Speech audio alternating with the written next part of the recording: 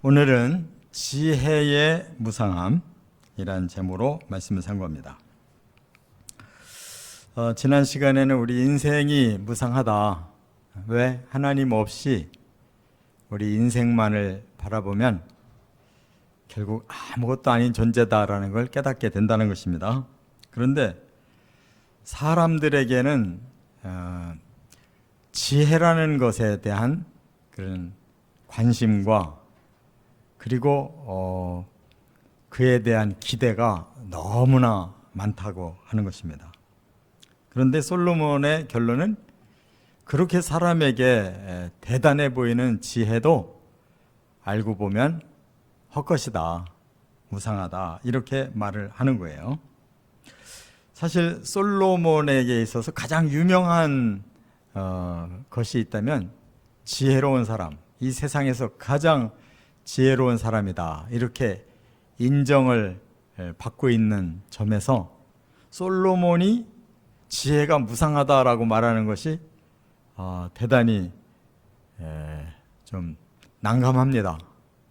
세상에서 가장 칭찬받는 지혜자가 지혜 아무것도 아니다 하면 뭔가 사람들이 그렇게 기대하고 대단하게 생각하는 지혜가 사실 너무 기대 이상으로 우리가 지혜를 생각하기 때문이라는 걸 깨달을 수 있습니다.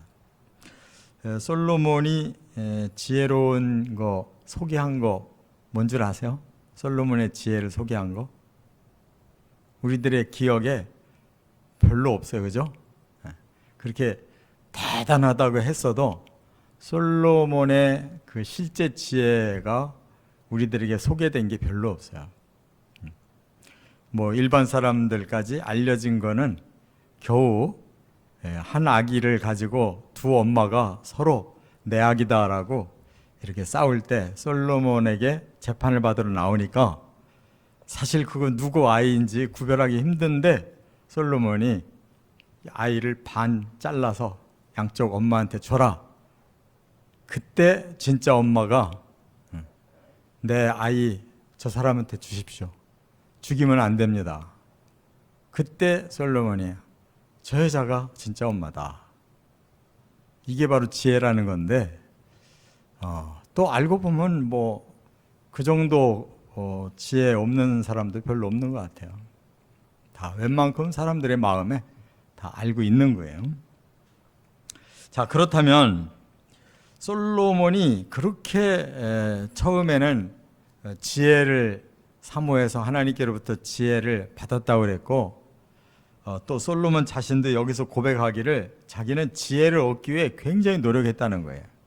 많은 사람도 만나보고 많은 책도 읽고 많은 노력을 했다는 겁니다.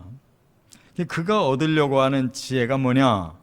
이 단어로 보면 히브리어로는 호크마라고 그래요. 호크마.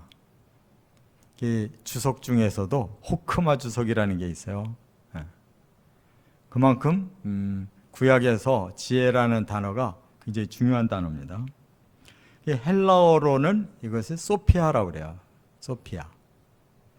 이렇게 이제 구약에는 호크마, 신약에는 소피아, 이런 단어로 지혜가 나오는데 과연 사람들이 생각하는 지혜는 뭐냐?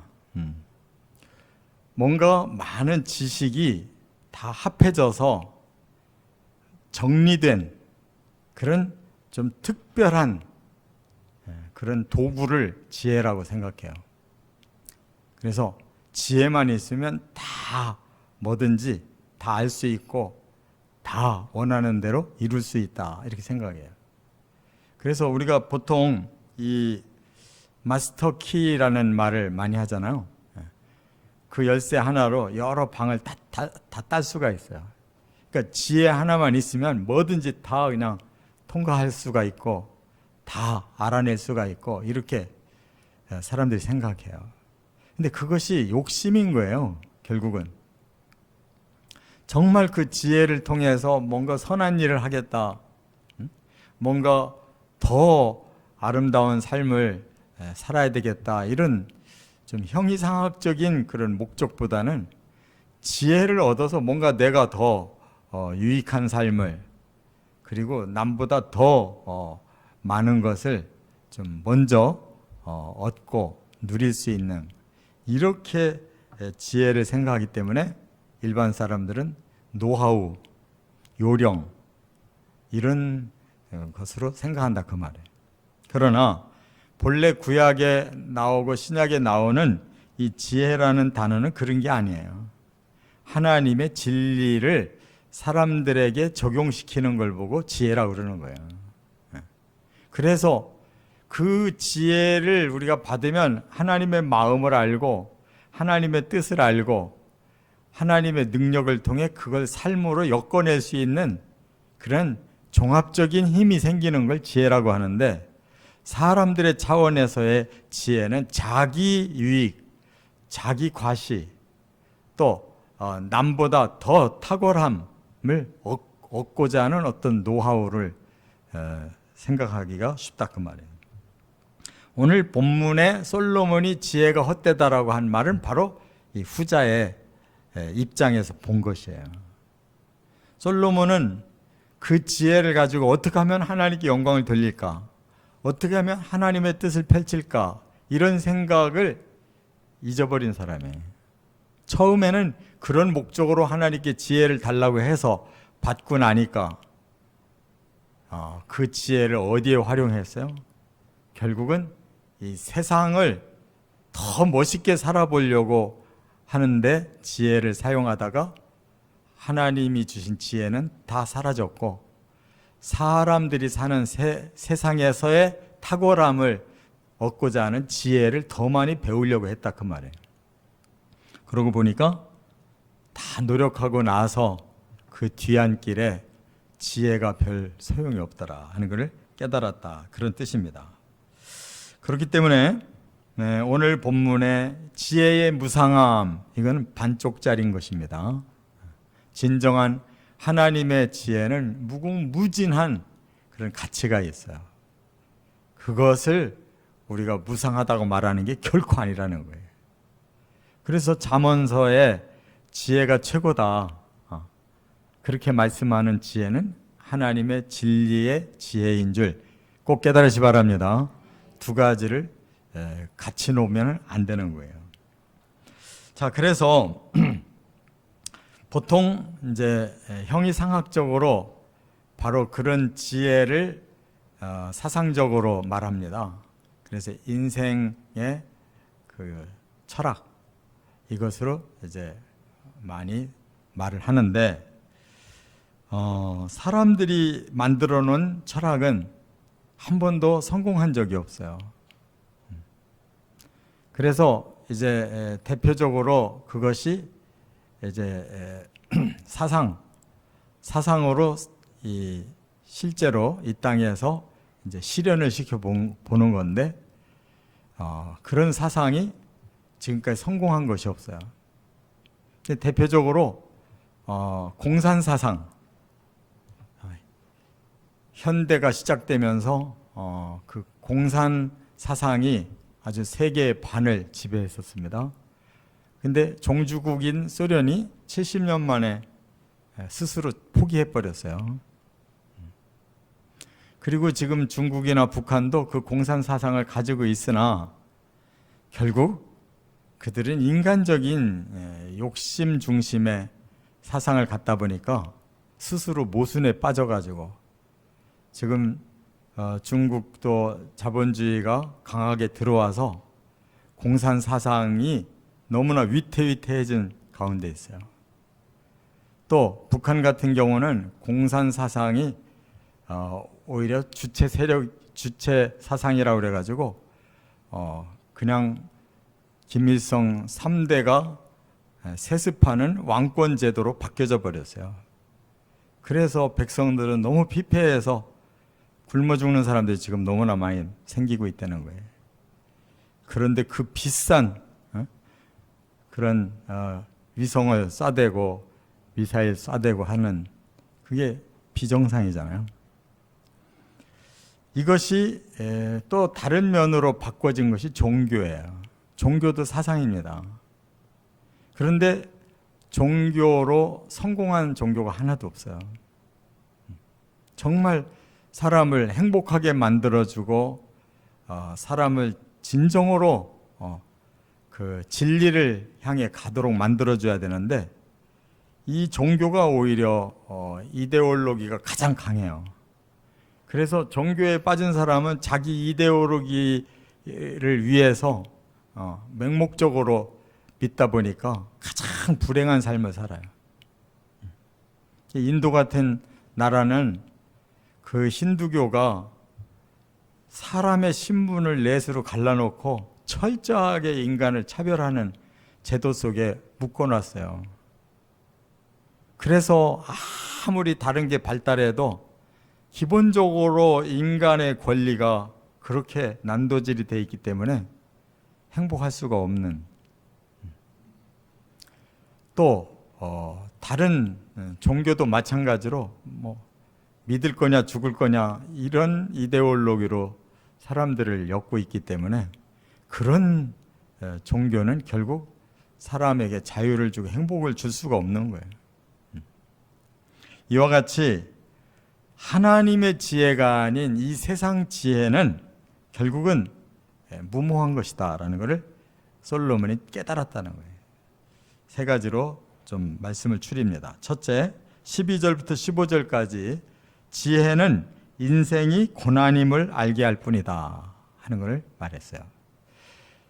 지혜를 계속 파냈더니 우리 사람의 생애라는 것은 고난이구나, 고난의 생애구나라는 것만 알았다는 거예요. 그 선에서 머무르더라는 거예요. 한번 13절 같이 읽어보겠습니다. 마음을 다하여 지혜를 써서 하늘 아래에서 행하는 모든 일을 연구하며 살핀즉 이는 괴로운 것이니 하나님이 인생들에게 주사 수고하게 하신 것이라. 네. 솔로몬이 마음을 다 해서 자기가 가지고 있는 지혜를 다 써서 모든 일을 다 꼼꼼히 살펴보고 연구했다는 거예요. 그런데 결론은 인생은 괴로운 것이구나 라고 깨달았대요. 왜 그런가 하니까 하나님이 인생에게 이미 수고를 하게 하셔서 우리 사람들은 아무리 지혜롭고 뭘 가지고 있고 뭐가 대단한 것 같아도 모든 사람이 다 괴롭게 살고 있더라는 거예요. 솔로몬 자신도 굉장히 괴로운 사람이라는 것을 고백하고 있는 거예요. 솔로몬이 1000명의 아내를 두고 살았는데 한 사람하고 살기도 힘든데 1000명을 데리고 살려니까 얼마나 고단했겠어요. 자기 스스로 자기가 짐을 그렇게 많이 지고 살았다고. 그런데 왜 괴로우냐 하는 것을 생각하니까 하나님이 주셨더라 이렇게 결론을 맺은 거예요. 그러면 거기서부터 다시 시작해야 되잖아요. 왜 하나님이 인생에게 고난을 주셨을까? 근데 그 이상을 안 들어가요. 그러면 지혜는 아무 소용이 없는 거예요.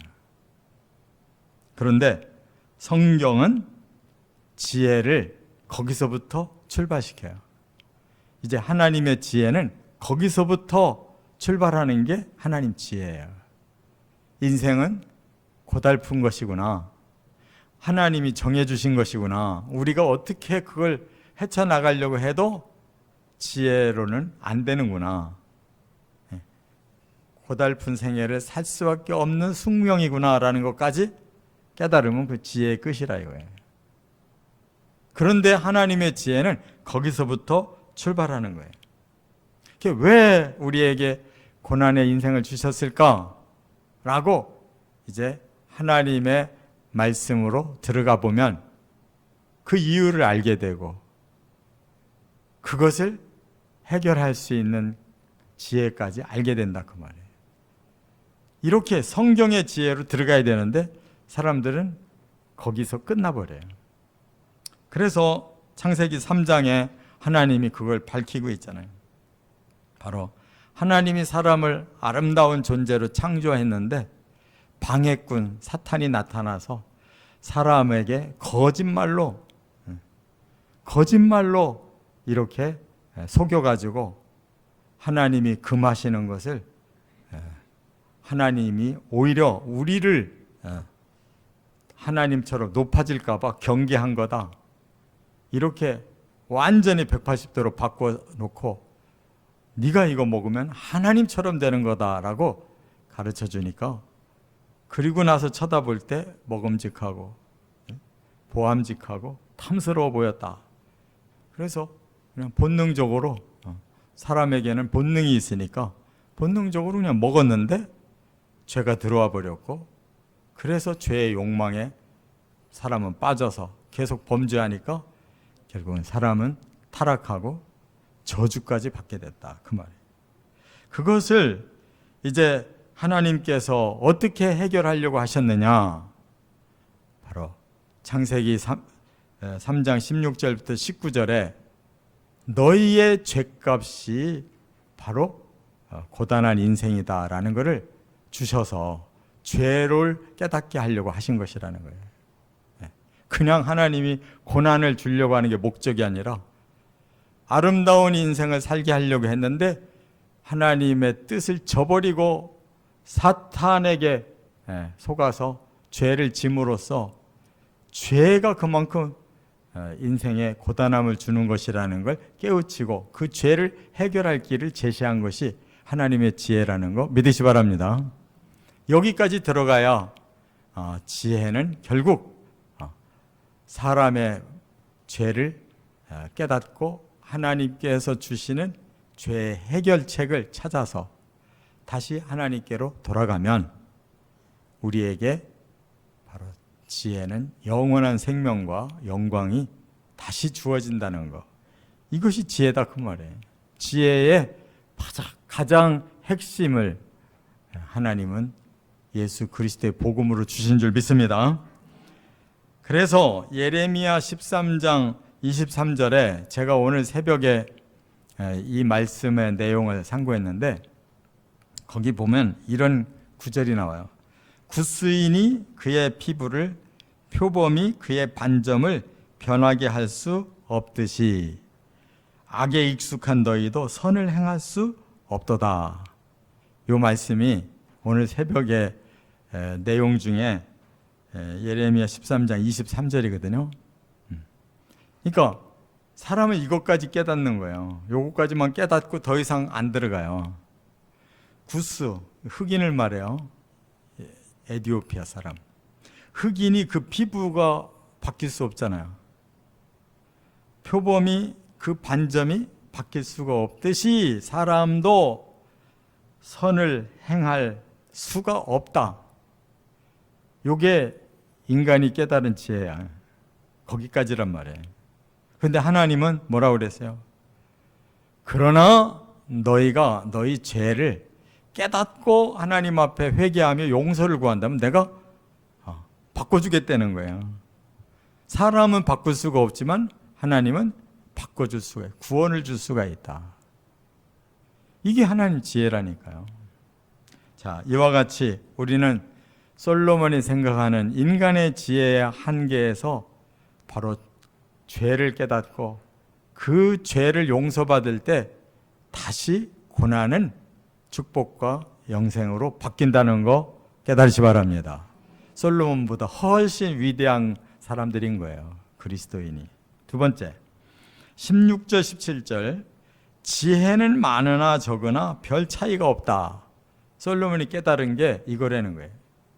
처음에 자신은 굉장히 지혜로운 사람이어서 다른 사람과 차원이 다른 사람인 줄 알았다는 거예요.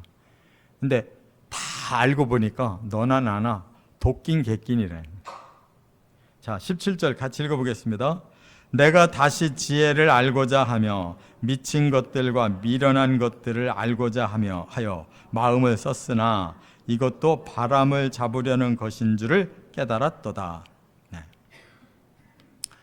솔로몬이 어느 정도까지 깊이 연구를 했느냐면 도대체 인간은 왜 미칠까? 도대체 인간은 왜 저렇게 미련할까? 까지 연구해 봤다는 거예요. 그 말은 뭐예요? 상대적으로 우리는 이렇게 지혜가 많아서 이렇게 위대한 삶을 사는데 저 사람들은 똑같은 사람으로 태어났는데 왜 저렇게 미치광이가 되고 저렇게 미련덩어리가 됐을까라고 생각해 봤다는 거예요.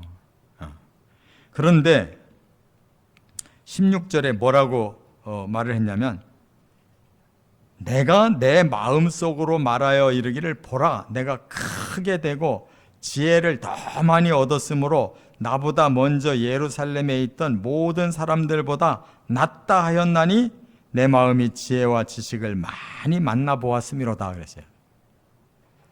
그러니까 이 사람은 자기를 굉장히 우월한 존재로 생각한 거예요. 내 마음속에 나 자신에게 말하기를 나는 큰 사람이다.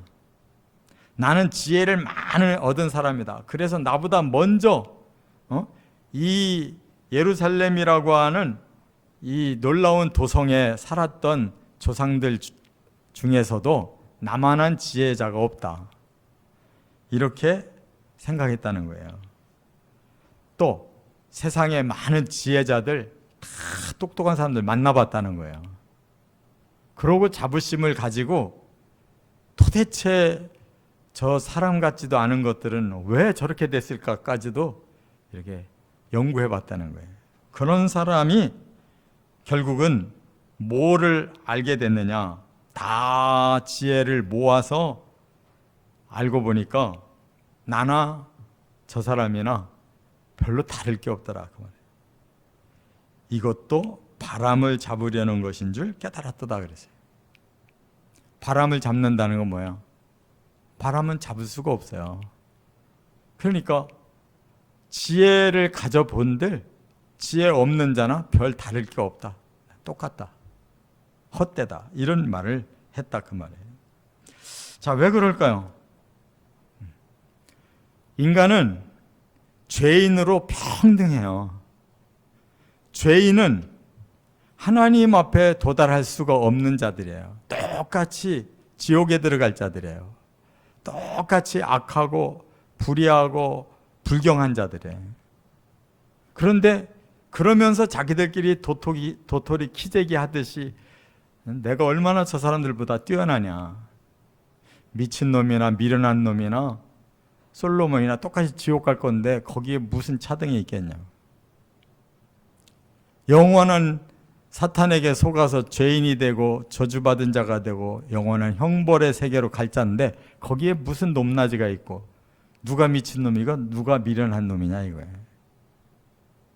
솔로몬이 그렇게 깨닫고 마지막 훈수를 둔 것이 뭐예요? 사람은 죽을 때 하나님께 심판받는구나. 그거 하나를 깨닫고 젊었을 때 인생 기회를 놓치지 말고 마지막 때 심판이 있다는 거 알고 살아라. 이렇게 교훈하고 끝났다고. 전도서 12장에. 왜 전도를 그렇게 할까요? 전 좀 답답했어요. 그러니까 구약시대에 아무리 지혜가 뛰어나도 거기까지밖에는 모르는 거예요, 사람들이. 예수님께서 바로 복음을 가지고 오신 것은 솔로몬 이후에 예레미야 시대에 바로 그 복음을 계시하면서부터 복음을 서서히 하나님이 이 땅에 계시하신 거예요. 그렇기 때문에 솔로몬이 아무리 지혜로워도 복음을 잘 모르는 사람이에요. 여러분, 이 땅에서 자기의 지식을 자랑하거나 자기의 권세를 자랑하거나 자기의 돈을 자랑하는 사람 치고 끝까지 자랑할 만한 사람이 있었나요? 없어요. 아주 지식이 출중한 그런 사람도 하루아침에 수치를 당해요. 돈방석에 앉아서 영원히 부유하게 살 것 같은 사람도 그냥 3대를 내려가지를 못한다는 거예요. 세상의 권세를 다 움켜쥐었다고 생각하는데 끝까지 그 권세 가지고 죽는 사람이 없다는 거예요. 이렇게 현실 속에서 그가 아무리 지혜가 많아서 그런 걸 얻었다 할지라도 그건 다 소용없다는 것을 깨닫고 가는 거예요. 솔로몬을 보세요. 그가 자식을 성공했습니까? 정치를 성공했습니까? 다 실패한 사람이에요. 그가 왕위를 물려준 르호보암이라는 그 아들이 왕이 되고 나니까 그냥 노인들의 지혜를 버리고 젊은이들의 말을 듣고는 더 포각 정치를 하는 바람에 나라가 두쪽났잖아요. 솔로몬이 그렇게 지혜로웠다는 사람이 결국 죽고 나서 뭘 남겼냐고요. 하나님 선민나라를 두쪽나게 만드는. 그러니까 오히려 평범한 사람보다 못하게 된 거예요. 정말 솔로몬이 천국에 있을런지 모르겠어요. 그가 한 행위를 볼 때 뭘 남겼는지 모르겠어요.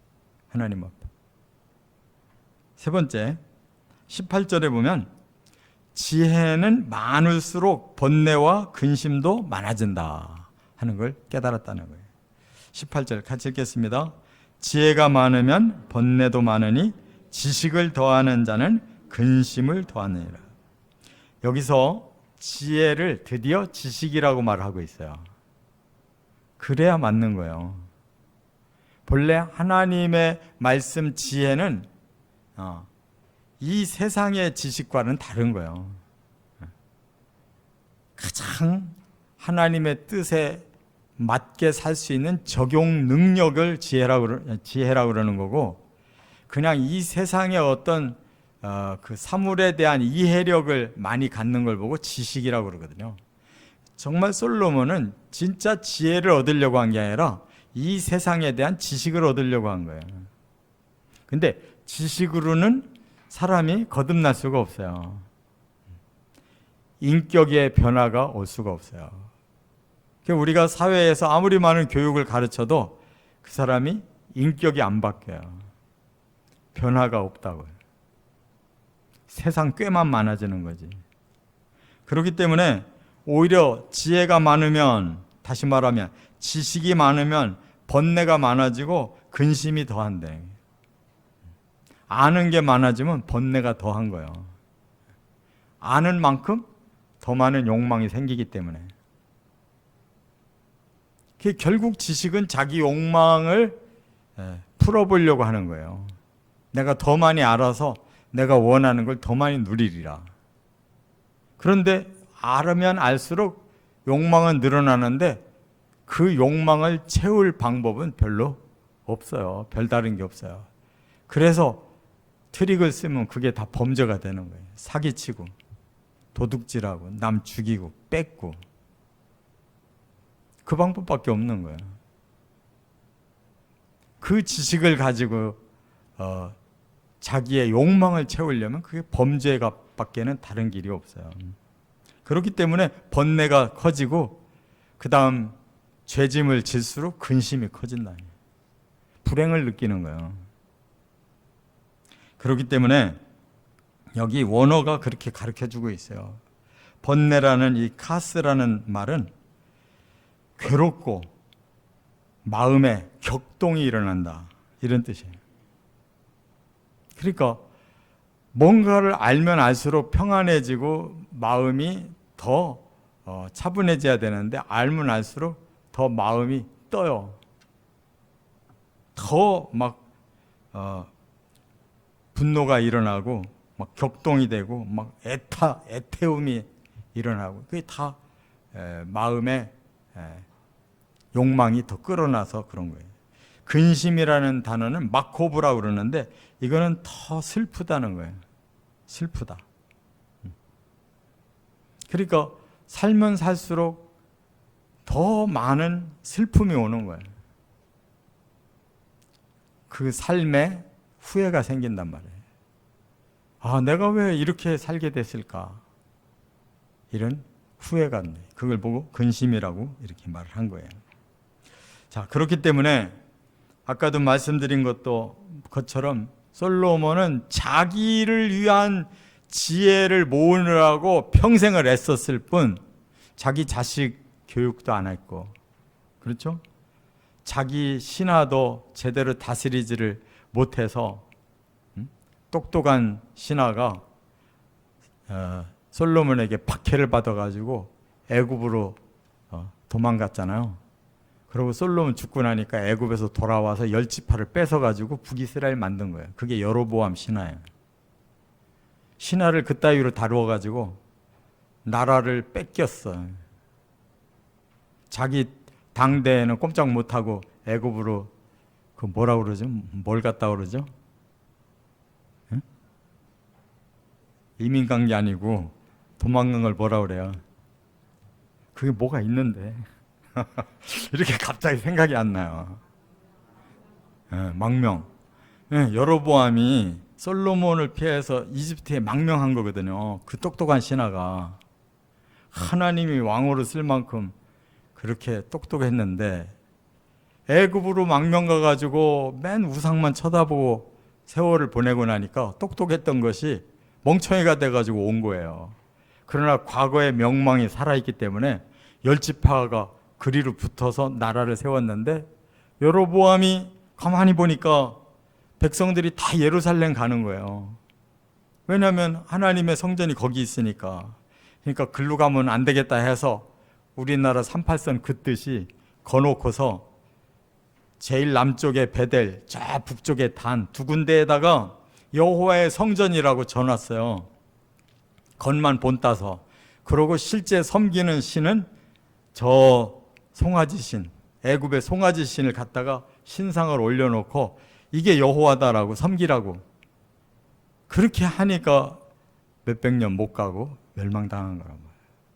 그게 다 알고 보면 누구 책임이에요? 솔로몬에게서 나온 거예요. 르호보암 아들도 솔로몬 때문에 그렇게 망한 짓 했고, 결국 솔로몬의 그 욕망의 지식이 뭐를 남겼느냐? 그냥 하나도 제대로 된 걸 남기지를 못했다 그 말이에요. 근데 그냥 알지도 못하는 사람들은 솔로몬을 얼마나 칭찬하는지 개뿔 칭찬할 게 하나도 없어요. 하나도 없다고. 이런 전도서 같은 거 인생 타령하는 거지 그게 어디 복음이 있어요? 겨우 말미에 다 살고 나면 심판이 있으니까 너 조심해. 너나 조심해라. 그게 무슨 복음이야. 권력은 권세를 얻지만 더 불안한 것이 권력입니다. 돈은 풍요를 얻지만 더 타락하는 것이 돈이에요. 지식은 명예를 주나 더 피곤할 뿐이다. 이게 솔로몬의 결론이에요. 우리도 깨닫고 지식은 내려놓으시고 이제부터 죄를 해결하고 다시 구원에 이를 수 있는 하나님의 지혜로 마음을 모아 가시기를 주의 이름으로 축원합니다.